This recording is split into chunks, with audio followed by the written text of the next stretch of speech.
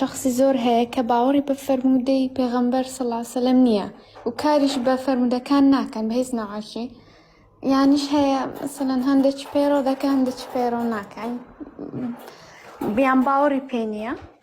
ئەوجا پرسیارەکەم ئەوەیە ئایا ئەو کەسانە ئیمانیان تەواوە یانیش خەلەل هەیە لە ئیمانەکەیان؟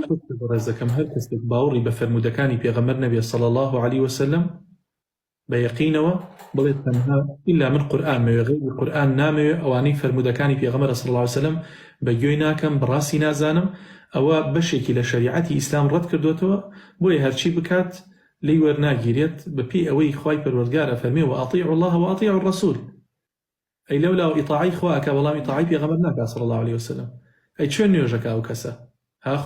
خوای پەروەردگار تەفاسیل نوێژی باز نەکردووە لە ناو قورئانە، بەس ئەفەرمێ وەئەقیموا الصەلاتە وەرکەعوا مع الراکعین، بەڵام چۆنیەتی هەیئاتی نوێژی باز نەکردووە، بەڵام پێغەمبەری خوا صلی الله عليه وسلم باسی کردووە، هەمووی بۆمان ڕوونەوە کردووە صلوا كما رأيتموني أصلي.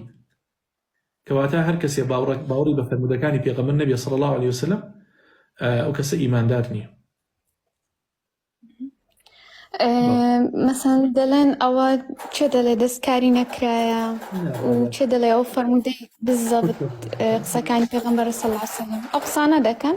بڕێزان طبعا علمی سەنەدمان هەیە ئێمە، یعنی هەر کەسێک ڕیوایەتی هەر حەدیثێکی کردبێ لە هەر سەردەمێکا بوو بێ ئەو کەسە لە یعنی علم الرجالە باس کراوە، یعنی لە سەنەدا باس کراوە کەی لە دایک بووە کەی ژیاوە لە چ سەردەمێکا ژیاوە، ئایا بە چ سەحابەیەک گەیشتووە لە چ سەردەمێکا ژیاوە، ئایا ئەم کەسە کەسێکی باش بووە کەسێکی خراپ بووە، دەسا و دەسە تا گەیشتۆتە پێغەمبەری خوا صلی الله عليه وسلم.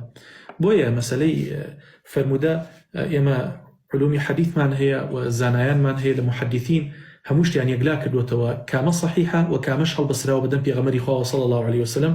بۆیە مەسەلەی علمی حەدیث بابەتێکی زۆر وردە و زانایان یەکلایان کردوێتەوە الحەمدولله.